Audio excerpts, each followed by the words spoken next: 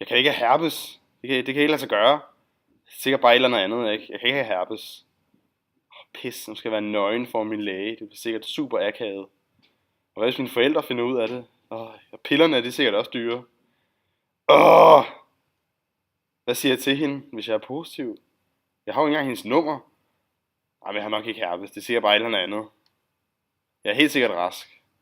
Jeg overreagerer sikkert også bare, men ikke herpes går væk med tiden. Ja, det skal nok bare løbes væk, så undgår jeg den akavede samtale med lægen. Nej, men vent. Bliver herpes ikke i kroppen for evigt? Fuck, det gider jeg ikke. Ej, jeg har nok bare læst forkert. Okay, det skal bare overstås. Nej, det er simpelthen for pinligt. Det kan jeg ikke gøre. Jeg kan ikke gøre det her. Carl Larsen. Ja, det er mig. Ja, Ja, jeg er sgu herpes. lægen er klar til dig derinde. Yes, jeg går ud.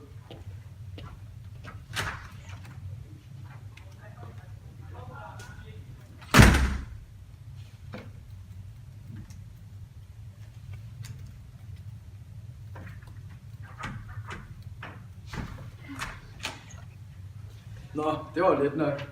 Tak for i dag. Hej.